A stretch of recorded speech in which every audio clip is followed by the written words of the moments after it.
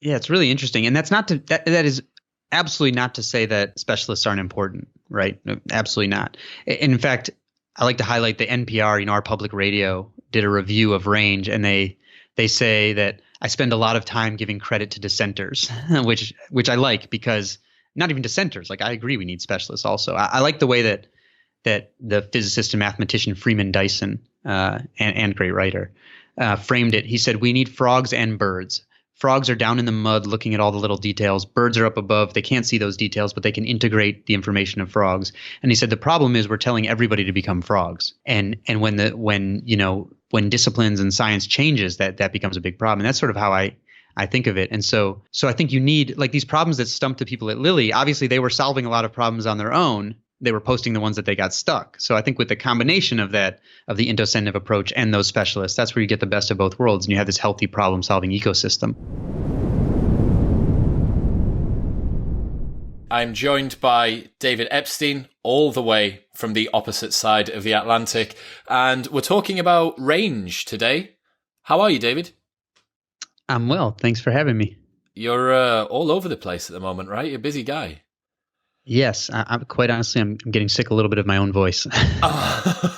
Yeah. Well, I thankfully for the listeners, I don't think that they will be. So we're gonna dig into your new book today, Range, right? Talking about generalists and specialists. Yeah, absolutely. Why did you write the book? First off, it sort of came, the genesis of it came in sort of two parts, one of which was I wrote a book before this called The Sports Gene, about genetics and athleticism. And as Malcolm Gladwell would say, I devoted several pages to criticizing his work. That's how he puts it, to basically criticizing the science underlying the 10,000 hour rule. And so we got invited to this conference here called the MIT Sloan Sports Analytics Conference. It's founded by the general manager of the Houston Rockets. And we were invited there to debate 10,000 hours versus the sports gene. And so it's on YouTube. You can see it. Oh, wow. And he's very clever, and I didn't want to get embarrassed. So I did my homework, tried to anticipate what he would argue, and thinking, all right, well, he's got to argue for early specialization. It's kind of implicit in some of the things he's written. And so I went and looked at science of athletic development and saw that, in fact, in most sports and in most places of the world, athletes who go on to become elite have a so-called sampling period where they play a variety of sports, they gain these broad general skills, they learn about their interests and abilities, and they actually delay specializing until later than peers who plateau at lower levels. And I sort of brought that up in the debate, and he said, you know what you kind of got me on was that thing. You should write more about that. And I sort of filed it away in the back of my head. And didn't think about it much more for, more than a year. And then I was doing some work with a foundation here in the U.S., giving a talk to some military veterans who'd been given scholarships by this foundation called the Pat Tillman Foundation to aid them in new career trajectories. And I talked a little bit about late specialization in sports. And since they weren't athletes, I sort of tacked on a little bit of research about the work world. And they were so enthusiastic about it because they were all career changing and they'd been told they were behind and all these things, that it was like, they just wanted more and more and more, and they all wanted to follow up and keep in touch. And I sort of said, these people have had these incredible experiences. Some of them are former Navy SEALs and all this kind of stuff. And they're being told like that they're behind, instead of how they can wield those experiences. And so I sort of thought, all right, there's something worth doing here. Yeah. So how did the debate with Malcolm go? Did you draw? Was it deduced to draw? How do you think it went? First of all, I think we have more common ground than 10,000 hours versus the sports gene, to be quite honest. Mm-hmm. And we were, so it's on YouTube, people can see that, but we were invited back in March to the same conference. And we went again, and this time it wasn't framed as a debate, just as a discussion. And at this one's on YouTube too. And at minute 54, he says, I now feel a little differently. I think I've conflated two ideas. The idea that you need a lot of practice to become good, with the idea that in order to become good at X, you should do only X and only X starting as early as possible. And I think one of those is true and the other is not. And I think I conflated them. So now my idea is a little different. And I thought that was, a great way to sort of update the mental model. And he's a super open-minded guy. I think we both learned things from our discussions. And that was our recent discussion. And that's sort of where he's at on it. So, I mean, if you've managed to change Malcolm Gladwell's mind, and he's somewhere on the book, right? Like on the, yeah. he's on the front page of the book. he gave like the world's greatest blurb. I think it says something like, for reasons I can't explain, David makes me enjoy the experience of being told everything I thought about something was wrong, or something like that. Wow. Which of course, everything he thought about it isn't wrong, but what he's saying. Yeah, I get it, man. That's a big accolade from a very, very well respected guy in that field. So, moving on to the book itself, where does it begin? Where do we start with Range? Yeah, so it's because it's sort of, one of the seeds of its genesis was in the sports world. That's kind of where it begins, because when we were having that first debate, we sort of talked about this, what we kind of framed as the Roger versus Tiger problem. So everyone knows the Tiger Woods story, but maybe they don't know it, but you've absorbed the gist of it probably, which is that, he specialized very, very young. His father gave him a putter when he was 7 months old, and he dragged it around his little baby walker. Not trying to make him into a golfer, but just like giving him something to play with, And but he was very physically precocious. And by 10 months, he was imitating a swing he'd seen his father practicing. And 2 years old, this is also on YouTube. 2 years old, he's on a national television show showing off his golf swing in front of Bob Hope, who's sort of a famous television personality here. At 3, his father at this point realizes that there's something very unusual. At 3, he starts sort of media training him, playing reporter and having him answer some questions. And fast forward to the age of 21, he becomes the best golfer in the world. And from a very young age was like, there's some sort of cute interview clips of him saying like, I'm going to be Jack Nicklaus or whatever when he's 4 years old, basically. So on the other end of the spectrum was Roger Federer, who was also, a gifted athlete, clearly from the time he was young, but dabbled in swimming, skiing, wrestling, handball, basketball, tennis, table tennis, badminton, soccer, a little bit of rugby. I think I'm missing one, but anyway, bunch of stuff. A lot. Mother was a tennis coach, refused to coach him because he wouldn't return balls normally. He kind of wanted to do his own thing. Mm-hmm. And even when he was getting really good and the coaches suggested he move up to play with older players, he declined because he liked talking about, pro wrestling with his friends after practice. And he didn't have any of those ideas that I'm going to be, like the Tiger Woods did, I'm going to be Jack Nicklaus or whatever. So when he got good enough to warrant an interview with a local newspaper, and they asked him if he ever became a pro, what would he buy with his first paycheck? He said a Mercedes, and his mother was appalled by this and asked the reporter if she could hear the recording of it, and the reporter obliged, and it turned out he'd actually said Mehr CDs in Swiss German accent. He just wanted more CDs, not a Mercedes. So it was different. So he said in 2006, when they were both dominating everything, Roger sort of said I've never met someone who's so familiar with this feeling of being kind of invincible, but his story is completely different than mine. And so the question was sort of, which one of these is more normal? Because we know the Tiger Woods story, and we've extrapolated from that story to all of these other areas of life. We don't really hear the Roger Federer story that much, and which is the norm. And it turns out that the Federer story is far more typical, especially in non-golf sports. Is that true? I'd have been surprised. I think upon hearing about specialization versus generalization, you immediately hark to Henry Ford, right? And the advent of what capitalism has been. Specializing in, you hear all the time. One of the first things that I was told when I started this podcast, I was looking online at what the status quo was for how you do a podcast and what you should do. One of the first things, niche down. Niche down as hard as you can and then expand out from there, et cetera, et cetera. So yeah, there's definitely a pervasive acceptance of niching down hard, big specialization early on, compound, then leverage the compounding interest that you get on top of that one thing being, because if you start 10 years later than that, that's 10 years of compounding interest that you haven't got on that particular skill. But it seems like there's potentially an alternative route. Yeah, I mean, in the podcast world, I mean, that makes some sense to me, right? Because there's so much competition right now for podcasts. Compared to my last book, which came out 6 years ago, I mean, the number of podcast invitations I've gotten, there must have been an exponential explosion in podcasts since then. And I think that makes a lot of sense. And that sort of gets to a couple of issues. One of which is that the difference between a generalist and a specialist is semantic, right? And it's what even is it? It's just a matter of degree and semantics. And in the book, I talk about his interesting studies of inventors, of technological inventors. And basically what these studies show is that they're in this case, there actually is sort of a label for generalists and specialists. And the researchers usually do it by looking at patents. And they'll say, okay, the specialists over their career have their patents in a smaller number of technological domains. The U.S. Patent and Trademark Office has 450 different technological domains, and then they have all these subdomains. And so the specialists will usually stay in one or very few of those classes.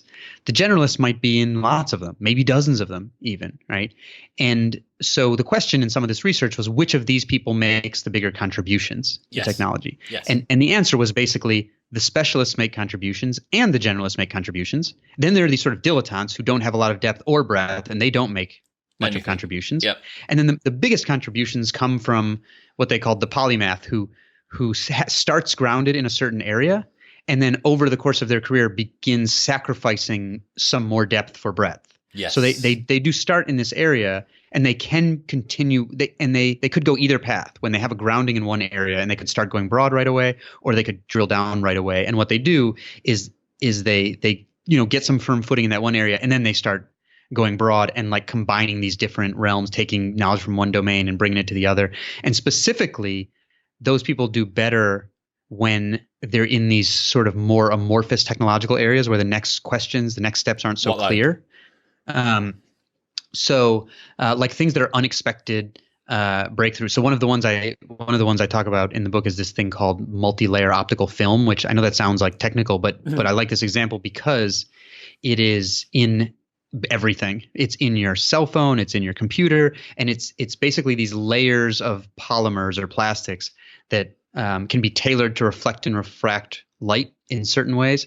And so that instead of being absorbed by your screen or coming out of the screen, it will bounce around and get recycled. Mm-hmm. And so you need less battery power in order to keep the screen bright and all these sorts of things. And the inventor who led the team that discovered that sort of said, I was told all my career to become a specialist in his particular field. And he said, what nobody told me was that I should also learn all of the adjacent stuff, like all these other types of like technologies around it. And that's really what gave him his breakthrough, learning all this stuff that was outside of his specialty and kind of bringing it into things that he knew better. On even more generalist level, one of the stories I liked was a guy named Gunpei Yokoi who didn't do well on his electronics exams in Japan. So he had to settle for kind of a low-tier job as a machine maintenance worker at a playing card company. And the students who did better on the electronics exam wanted big companies in Tokyo, and he had to be in this playing card company in Kyoto. And he realized that he was not really equipped to work on the cutting edge, but that there was a lot of information easily available that as people were sort of racing to the cutting edge, they were leaving behind, and that you could combine it in ways that specialists kind of couldn't see. And so he started doing that and went from being a machine maintenance worker, just tinkering around, to starting a toy and game operation at that company. And the company called Nintendo, which was started as a 19th century playing card company. No way. And he started the first toy and game development operation and did use that strategy to create the Game Boy, which was outdated processor, screen that looks like rotten salad or something, four grayscale shades of graphics, right? And came out right when Sega and Atari came out with color versions of the same thing. Mm-hmm. But what he knew, so his philosophy, he translates to lateral thinking with withered technology. And what he meant by that was lateral thinking, meaning taking, knowledge from one area where it's sort of ordinary and bringing it somewhere else, where not pushing the cutting edge, but taking knowledge from across and bringing it somewhere else. Mm-hmm. And by withered technology, he meant stuff that's already well understood and cheaper. So you don't need the specialist eye for like what are going to be the developmental, hurdles. And that became like a core philosophy for Nintendo. And I think it's pretty cool. And in fact, when one of his colleagues came to him, he recounted this when the Game Boy was going to come out and said, bad news, Sega and Atari have theirs like coming out right at the same time. And Yokoi said, are they color? And his colleague says, yes. And he's like, then we're fine. No problem. Because what he realized was that the barrier to getting more customers was not competing on the quality of the graphics necessarily or the color. It was, affordability, durability, battery life, all these things. So Game Boy is practically indestructible. Yeah. During the research of this book, I found one in my parents' basement. It had batteries that expired 2007, and I flipped it on and played Tetris for a couple minutes. Still, they're indestructible, aren't they? Indestructible. You get it wet, you leave it out, dry out, it comes back. And also because the technology was well understood, they were able to pump out tons of games really quickly, like both internally and from external developers. It's almost like making a platform where app developers could start making stuff quickly because they already knew all this technology. And so that was he was like a pure sort of generalist inventor. But I think in some of the other research, it was sort of those polymath inventors who have their area of expertise, but then they kind of understand things that are adjacent to it. Yeah, it sounds like there's a lot of frontiers that you've gone into with this, considering, as you say, the sports gene focused on athletics and sports. Yeah. Whereas now we're talking industry, we're talking professionals, individual career, multiple career, sports again, all that sort of stuff. There's a lot of different ways to go here. I'm going to guess, considering how busy you are, I'm going to guess that you won't have heard Naval Ravikant on Joe Rogan yet. No, I haven't, but I know that he's, I know who he is. I haven't heard him on Joe Rogan. No. Okay. No. Have you consumed much of his content? Not a lot. No. Okay. No. Well, I mean, he is, he's a real force to be reckoned with. He's the real deal, man. And I highly recommend anyone who's listening and yourself, go check it out. Fantastic podcast, Joe Rogan's most recent one with Naval. And on that, he says, the greatest pleasure in life for me is learning something from one industry and then layering it onto a lattice work of things from other industries. He's talking about it in the context of people who virtue signal with the number of books that they're reading or that they've read, and look at how many books I've gone through, this, that, and the other. And Naval is a big proponent of reading a book until he gets something that he likes and then just putting it down. And then maybe you go back to it 5 years later. Like, he just wants to have, I think one of the things that's interesting with that is he read a lot as a kid. His mother used to drop him off at the library after school, because he lived in like a pretty rough area in New York, I think. And she'd leave him at the library. He read everything in the library, like dictionaries, religious books, magazines, whatever it was. So he's coming at it from someone who has big base of knowledge, and now, because of that, is able to take all these different concepts, piece them together, and has the perspective, the broad perspective, where he's able to make connections that other people aren't. I thought that was super interesting. That's interesting. You mentioned a number of really interesting things, and I'm interested to hear this too, because some people, I've lost track of my Twitter now, as the inboxes. I'm losing track of my various inboxes, but it's because some people tweeted at me about Naval, and some of them were like, I wonder what he thinks about this because he advocates for only specialized knowledge. And then others were like, this sounds like it works with what Naval says about combining knowledge. And I'm like, so I don't know, do you agree or disagree? Like, maybe he contains multitudes, maybe. I don't know. He's a difficult guy to put into a box. I think that probably actually identifies the key element of why people like Naval, that he is a walking contradiction, right? Like, he's this angel CEO, AngelList CEO, venture capitalist investor, spends a lot of time in Silicon Valley, but isn't massively left-leaning, is just normal libertarian. He doesn't have that ruthless capitalist streak to him, and is all about inner peace. Like, most of the first bit of Joe Rogan is him talking about how do we achieve happiness, you need to care about your family and this, that, and the other. That's totally contrary to what you expect from the CEO of this big company, right? He's just a walking paradox. That's interesting because, sorry, go ahead. I mean, interrupt you. Just that's it. He's difficult to put into a box. And I think when that happens, the cognitive dissonance sort of starts firing in people's heads a little bit. And what happened, they don't know how to interpret him. And I guess that actually, when we're talking about generalists versus specialists, for me personally, I like having a multifaceted life. I like having a multifaceted personality. I like not being a trope of myself, or a caricature of myself. No, I'm writing things down because you're getting to so many things that a couple of things that I want to mention here. Sorry. So one about Naval, this reminds me, not to turn people to books other than my own, but they should read books other than my own. Once they've read Range. Right, obviously. Go get obviously. Range. That goes without saying. Link is in the show notes below. No, but but that reminds me of this book that I really loved called Wired to Create by Scott Barry Kaufman and Carolyn Gregoire, because basically one of the themes is that these creative people are like contradictory on all their personality tests. Basically, like they contain multitudes, and so they will display these sort of like beliefs and values and personality traits that you usually assume are in contradiction, basically. And so that was like one of my main learnings from that book. So it's really interesting to hear that. It also reminds me of, I spend some time in range on scientists for a number of reasons. One, because I'm interested in them. Two, because I used to be in training to be a scientist. So, I mean, I was like living in a tent in the Arctic when I decided for sure I was going to try to become a writer. And so I didn't realize at the time that like grad school in environmental science, where I was a totally ordinary scientist, then when I get to like Sports Illustrated, suddenly that knowledge is extraordinary. Oh, you're the most like well-advanced scientist in the room, right? Totally. So, so that sort of combination, but also scientists, in the sweep of humanity, scientists are specialized, like no doubt about it.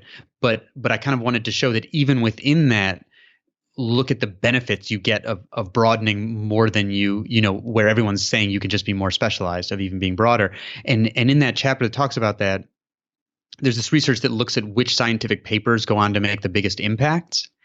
And the biggest impact papers, you raise the chances of a paper becoming high impact if it has what's called an atypical combination of knowledge, which essentially the researchers look at journals that appear in the citations of papers. Mm-hmm. And if the paper has citations of journal pairs that have never appeared in other papers before, which typically means because they're coming from different disciplines, basically, that raises the chances of it eventually becoming a high impact paper by a lot. Most papers, no matter what they do, don't become high impact papers, of course, because it's very small.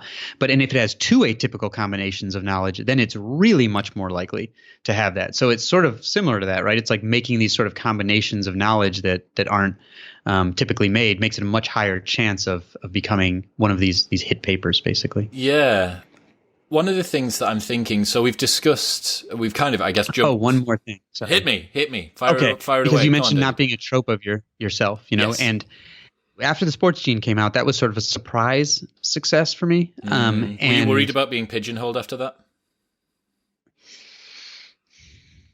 I guess I wasn't worried about it because one, outwardly it's fine for people to pigeonhole me. Like if I do something that's more valuable to readers or more interesting to them and that's what they identify me with, that's fine. The pigeonholing I'm concerned about is like the things that I want to do, right? So if I'm viewed as being in a pigeonhole, I don't mind that so much, but I don't want to actually be in a pigeonhole in my daily life. I guess that you can break out like anything that you do, presuming that you don't then take the particular label that you've been lumbered with and feel like you have some sort of duty to follow that.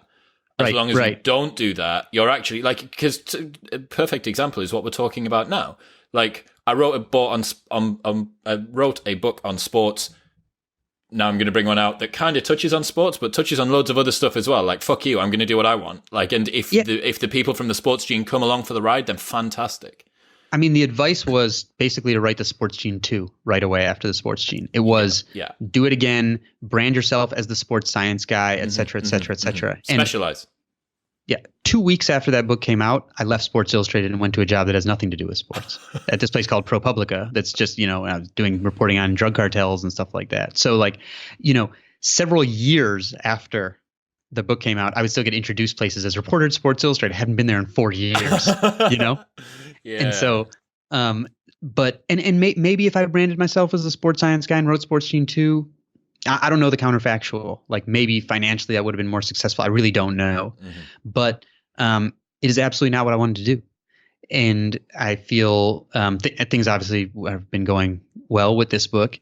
And, there are chapters on art and music, and researching those chapters ignited interest for me that really changed the way I go to a museum or listen to a concert. So it really has added to my life in a very material way, just like doing the exploration.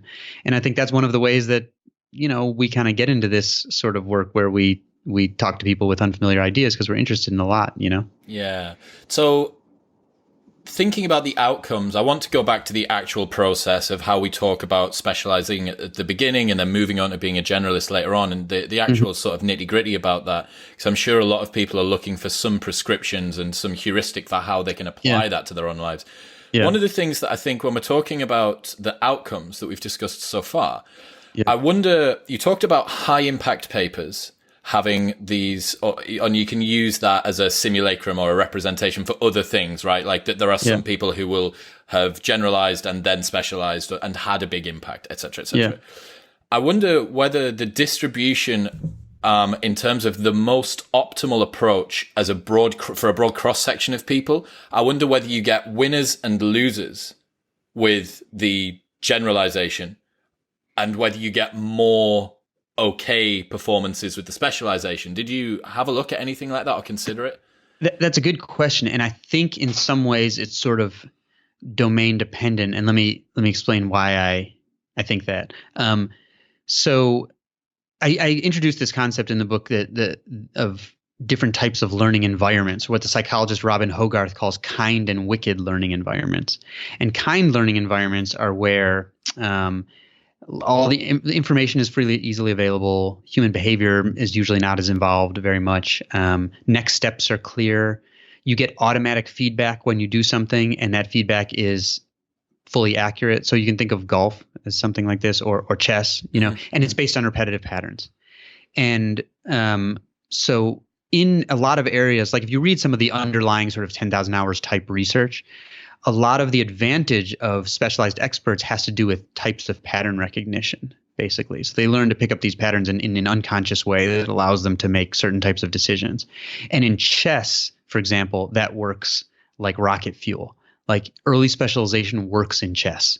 In fact, if you haven't started studying those patterns by the age of 12, your chances of reaching international master status, which is like 1 down from grandmaster, drops from like 1 in 4 to like 1 in 55 or something like that.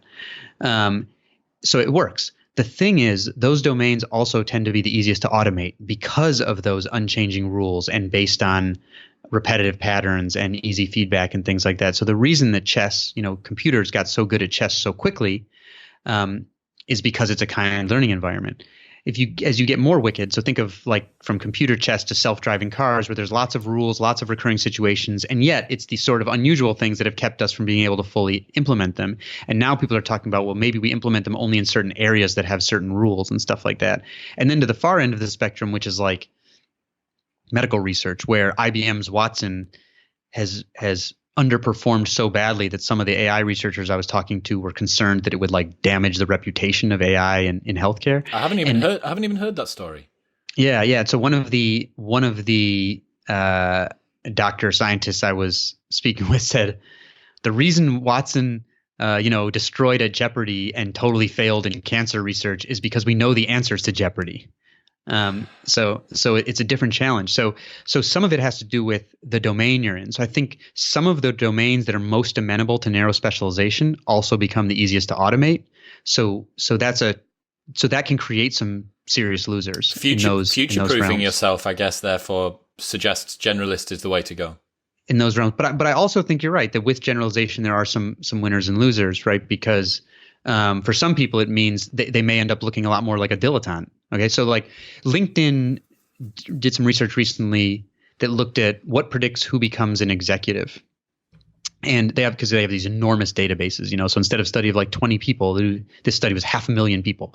And the number one best predictor was if you went to a top 5 business school program, which, okay, and that, my guess is that that's not causal because of the schools, because it's selecting for people who are already doing quite well, yes.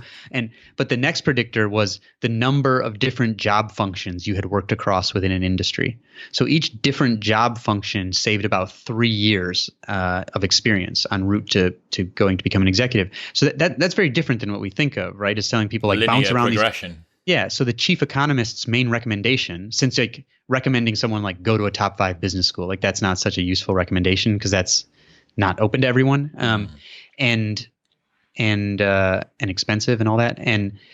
But so his top recommendation was to work across a large number of job functions, which is not the advice that you usually hear I bet for some people that makes them ending up looking like a dilettante, where it's kind of like, well, you haven't really learned anything that well. And for other people, they're the most likely to become the executives.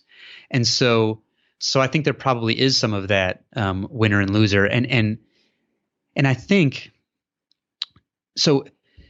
I was just at a sorry, I'm this is related, but I'm sort of, can I digress a little? Away, I have a digressive brain. Wherever Okay. you want to go, David, we're going down the rabbit hole with you, man. Come on. I was at this conference of the people who are interested in investing, and what do I know? But they invited me to the conference to talk. You're just the guy who doesn't have a clue, sat in the corner. That would be me. Right. We'd be sat in the corner together. And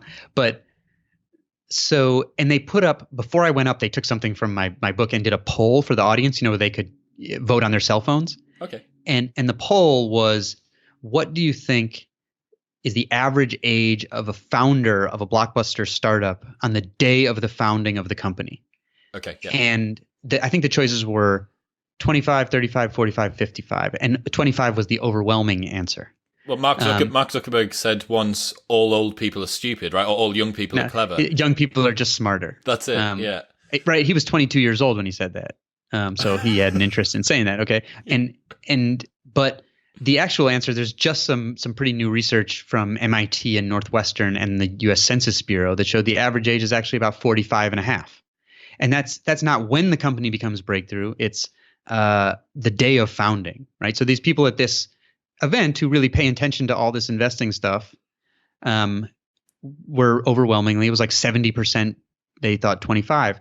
And I think the reality is that those startup founders often have to do some zigzagging, and they end up with these sort of unique groups of skills where it makes sense for them to go compete on their own ground and try to start up something new because they have these sort of intersecting skills. And obviously startups are high risk, high failure, high reward, and all those things. But I do think you can be a big winner or a big loser as a generalist. Yeah. How much do you think, as you're discussing that there, one of the things that comes to mind is diminishing margins of return. So thinking about, as someone specializes down, there is only so much better that you can get at something. Anyone who's tried weightlifting or powerlifting knows that to PB within your first year, you're PBing every week in your first year of like going to the gym, right?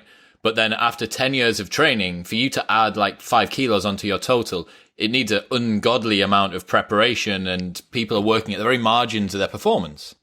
Right. So there's a question of maybe you can get more bang by incorporating a new skill where you're on the lower end of the learning curve still. And I think that's interesting. But there's two things, even aside from diminishing returns, you can actually start to have really perverse effects from increasing specialization. So surgeons is an area where I mentioned in the book that specialized surgeons have fewer complications, period. They do.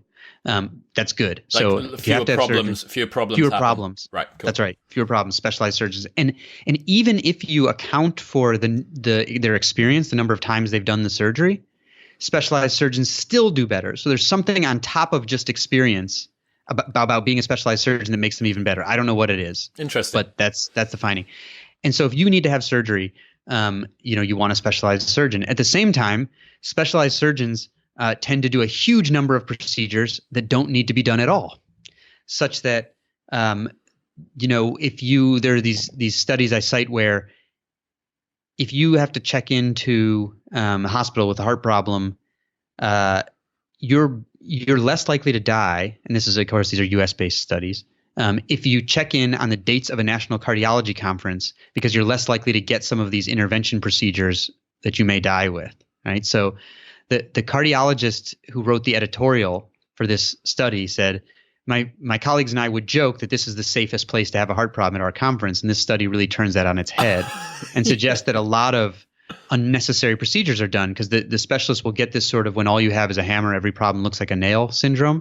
And so they're really good at the procedure, but they'll also continue to do it even after science shows that like it unequivocally should not be done anymore. There's a whole book about this called Ending Medical Reversal by these two doctors that talks about how procedures keep being done even after science has like totally showed they should not be done anymore. Why do they keep being done? Is it people's kind of are they passionate or like feel some sort of sense of patriotism to the procedure? It's a good question. And I kind of wrote an article about this at ProPublica called When Evidence Says No and Doctors Say Yes. Good title. And I thought at first that it would be the simple case of, when you pay someone to do one thing, it's hard to get them to do something else. But, if they get paid for procedures. But a very prominent hospital here said, okay, we're going to uncouple payment from procedures for this particular kind of procedure called placing a stent, where you put like a tube in a blood vessel and open it up when it's been narrowed. And if someone's having a heart attack, like, it'll save their life. But this was particularly for people who just come in with stable coronary artery disease or stable chest pain, basically. And a number of randomized trials have shown that it doesn't work for that. Like it's not better than just these like less invasive therapies. And when this prominent hospital decoupled compensation from the procedure, it still didn't solve the problem. And someone else did a study, just sort of a psychological study of doctors who were doing these procedures. And what they basically found was that they didn't believe these randomized controlled trials. And they would say, like, patient comes in with chest pain, they have a narrowed artery. Obviously, I fix it by opening it up, right? Like, it makes sense. What they call bioplausible makes a ton of sense. But turns out that we didn't design the human body. It's not a kitchen sink. It's much more complicated than that. And so when specialists are using what you now call in medicine surrogate markers, they are fixing one piece of a puzzle and assuming that it affects the total outcome of this larger system. But in fact, in many cases, what they're doing is, lowering someone's blood pressure, and then people die of heart attack and stroke at the exact same rates with lower blood pressure numbers. And so you really need someone looking at the outcomes you actually care about, not just at these surrogate markers, which are one small piece of the whole puzzle. That's super interesting. So going more towards, I guess, the nitty-gritty of the heuristics of how people can apply some of this sort of stuff to their own life, whether they be an athlete or a professional or someone that's just looking to advance themselves through life with some skills. I'm currently reading a number of books that kind of all fit into this. Scott H. Young's Ultra Learning. I've got a pre-release of that. There's a lot of stuff. He's super specialized, and he did the MIT computer science course of 3 years in 6 months. But then he went and upgraded his ability to do portraits of people like 100x to that in the space of 30 days. So he's periodizing specialization, but over a broader time span is actually being a generalist. Yeah, that gets at something that in most of the people I highlight in range are not like what we think of from like the Renaissance, where it's like, oh, there's virtue in just being like, a Renaissance person and doing all these different things. And it's much more that they are on the hunt for what economists call match quality, the degree of fit between your abilities and your interests in the work that you do. And the way that they find that is by zigzagging. So this woman who studies people's career fit, that I talk about in range, her name's Herminia Ibarra. She's actually at the London Business School. And she has this saying I love today: we learn who we are in practice, not in theory. And what she means is that there are all these personality quizzes and kind of career gurus that suggest that we can just introspect and go forth, and like a commencement speech. It's like, picture who you're going to be in 10 or 20 years and march confidently toward it. When in fact, the research suggests that actually we have to do stuff to learn about what we're good at and what we're interested in. So she says, act and then think. You do something and then reflect. And that's how you learn about the world, right? It's sort of like dating. Like early on, it might seem like you should marry the first person you dated. But once you take more data, that seems like a less good idea. So we thought about careers. That is the absolute best. So we thought about careers, the way we thought about dating. We probably wouldn't pressure people to settle down so quickly. But those people end up doing this sort of zigzagging in search of match quality, because once you get good match quality, your growth rate is a lot faster. And so they're not setting out to say, I'm going to be a generalist.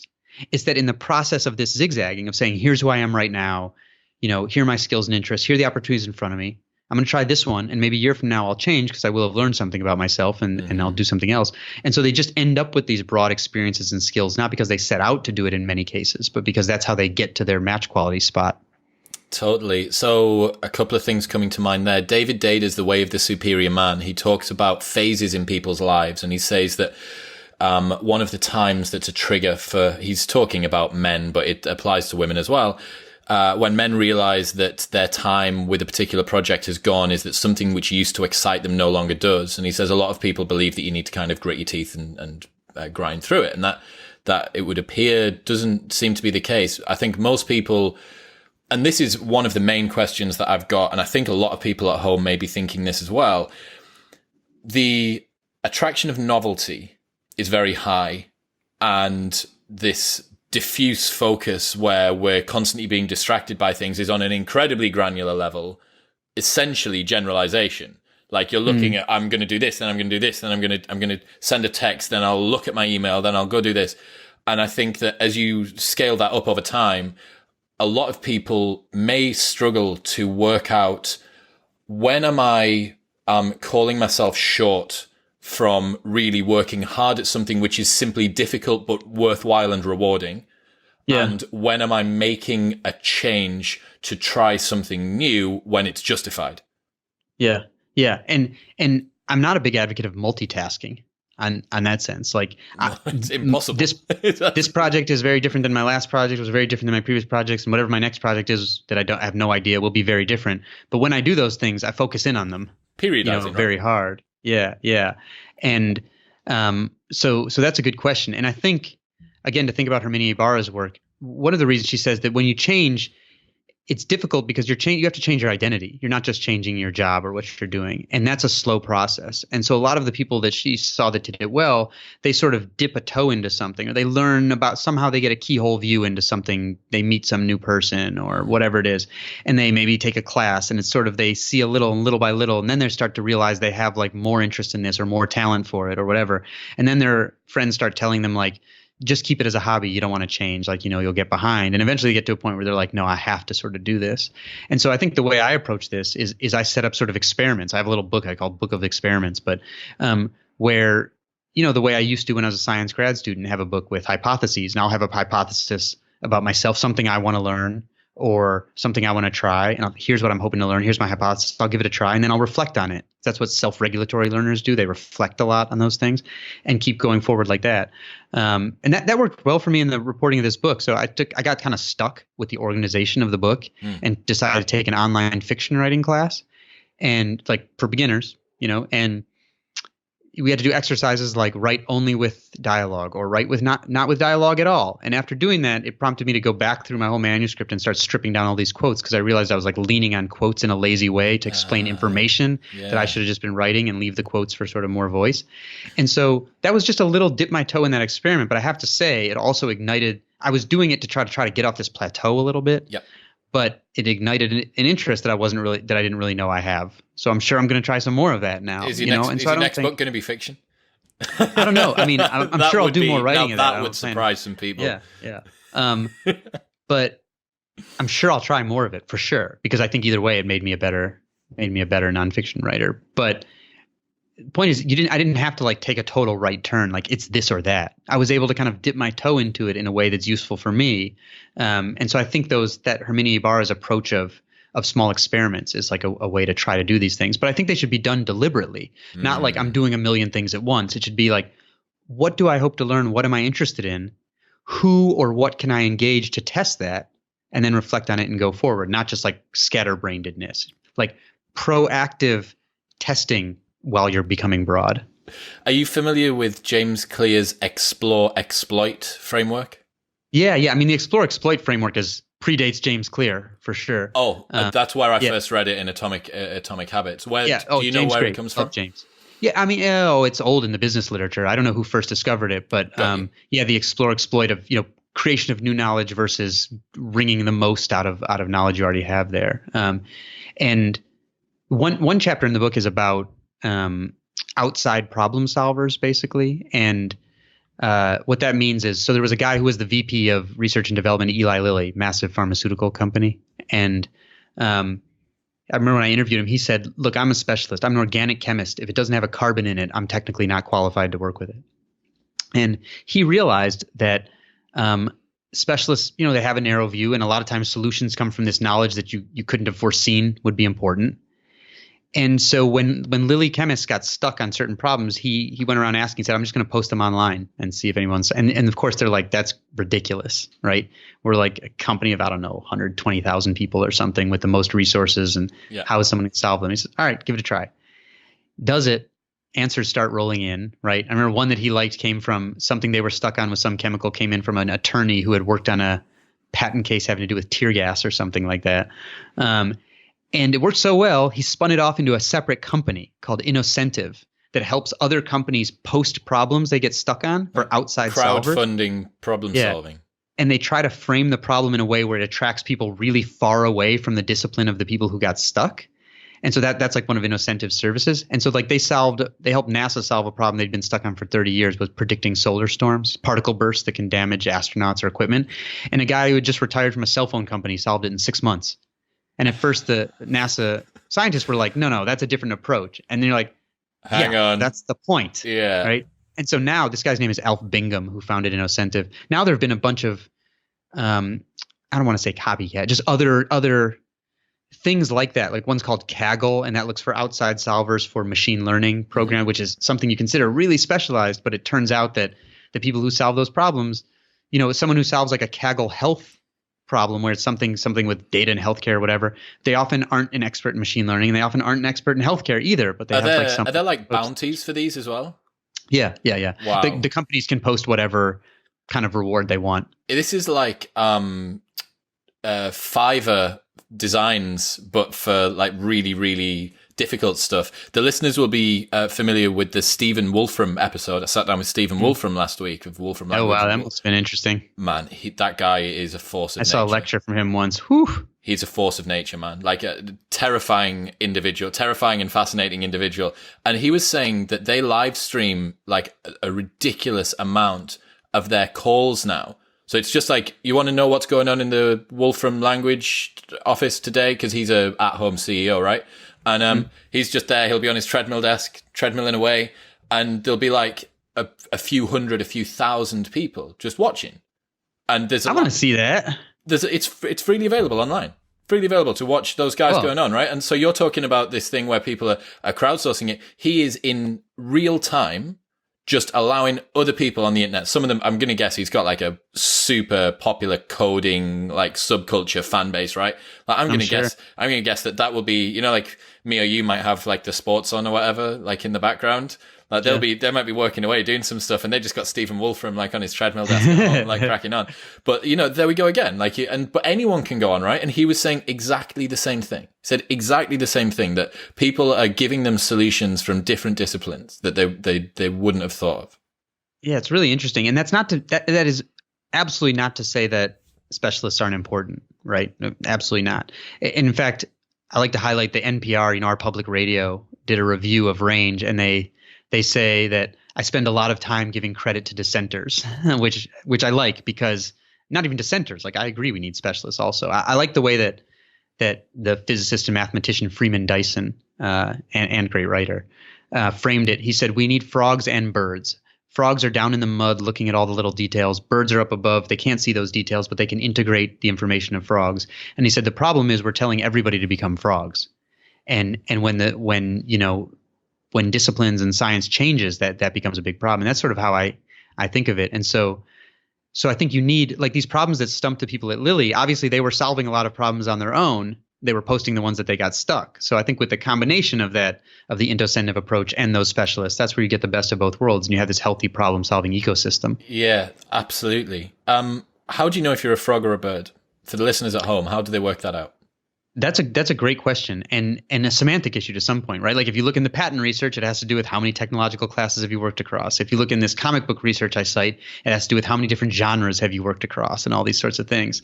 I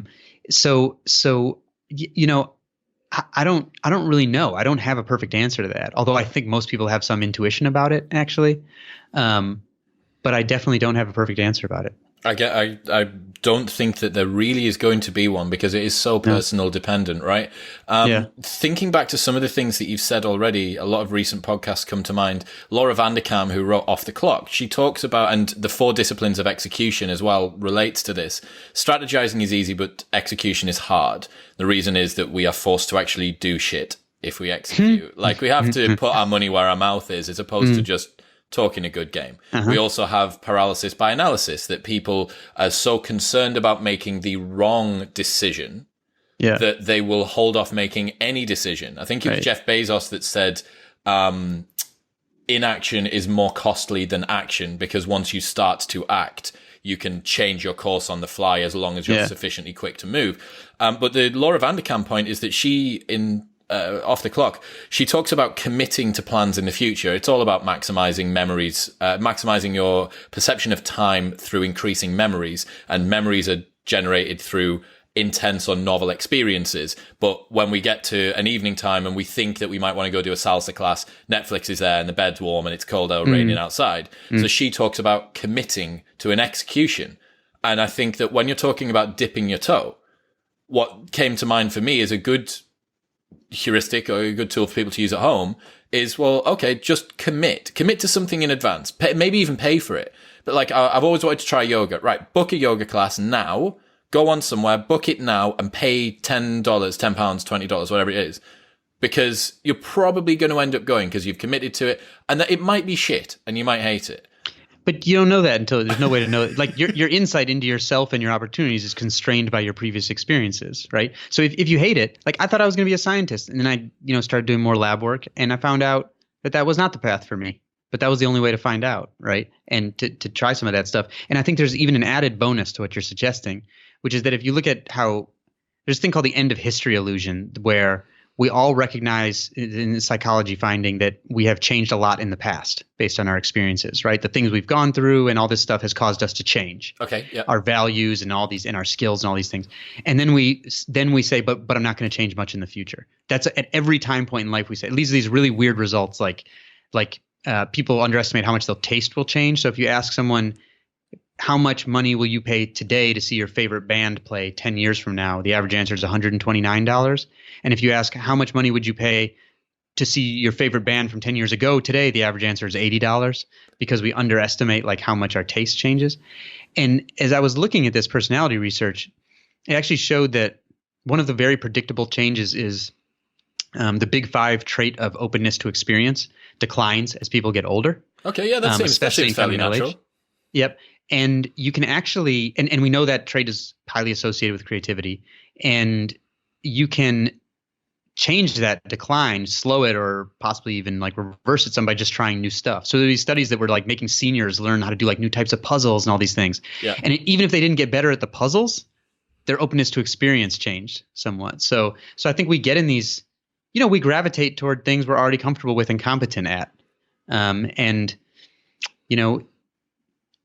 Difficulty in trying some new thing isn't a sign that you aren't learning, but ease is. If things you're doing are too easy for you, then you're not learning. And so I think you try these new things. It's weird, isn't it? Because there is a particular kind of mindset. I've recently started swimming, and I suck like really bad at my cardio for swimming. Cardio outside of the water on terra firma is not bad. Cardio in swimming, not so good. Okay. But the takeoff, like I haven't done something that I've stuck at consistently and has had like linear progressive overload for a fair while. And the noob gains are astounding. And it's addictive. You're like, shit, this is what it's like to do something that I'm fucking crap at. And I'm like, and then you're like, oh my God, like I've PB'd. I PB'd again. Yeah. Like, yeah. Yeah. I mean, I played a whole bunch of different sports, football, basketball, baseball, this stuff, American football. And then I ended up on running, and I ran track in college, and I was a walk-on, and I sucked. And then I write about this in my first book, but I improved really rapidly. And I ended up as like a university record holder, And so, but it was totally addictive. And in many ways, I thought I was in an easier spot than the guys who had come in as these big time recruits, because they had all this pressure, and it was very hard for them to improve. And I'm like improving like crazy. Yeah, it's like addictive. You said, it's addictive. It is addictive like that. And one of the other things as well to consider is that if you are going into something new, and if you're cultivating, as James Clear would talk about, the compounding effect of an effective habit over time. Yeah. Matt Fraser, CrossFit Games champion, comes to mind. There's a story in Chasing Excellence by Ben Bergeron where he says that Matt wouldn't let himself leave. He did an engineering degree, I think, or mechanical engineering, something like that, something like super manly at uni. And he wouldn't let himself leave the library until he could. Hopefully it'll become less manly over time. Yeah, I know. He wouldn't let himself leave the library until he was able to complete verbatim, do like an entire chapter or whatever it was that he was learning. And if he got one thing wrong, he'd force himself to sit there and go again. And you think, right, okay, roll that forward to the sort of values that he has now. Yeah. And it's exactly the same, like ridiculous degree of excellence, ridiculous degree of integrity and virtue and all the rest of the stuff. Yeah. I couldn't agree more. David, today's been amazing. I'm absolutely certain that we're going to get requests for you to come back on. So I think you might need to hurry up and either find some room in your schedule or write another book quickly. I'll find room in my schedule because I'm not writing another book. So as I said after my last book, no more books. We'll find out if 2 years, 3 years from now, if I feel like I've recovered. But yeah. We'll as see. Of now, I'm saying like I did last time, no more books. So maybe it'll be 6 years again. Who knows? We'll see, man. For the listeners at home, where can they find you online? DavidEpstein.com. Easiest place. And my Twitter handle is David Epstein. Fantastic. I love a nice, short and easy to remember handle on all of that stuff. David, it's been amazing. To the listeners, the book range will be linked in the show notes below. All of the other resources that we've mentioned as well. I'll go back through and make some cool show notes. David, I hope that you survive the remainder of the media tour. I know it's been crazy for you, but I've loved having you on. I'm very lucky. You are indeed, grateful. But you are delivering ridiculous volumes of very interesting stuff, so it doesn't surprise me. I appreciate that. Thank you, man. Thank you very much.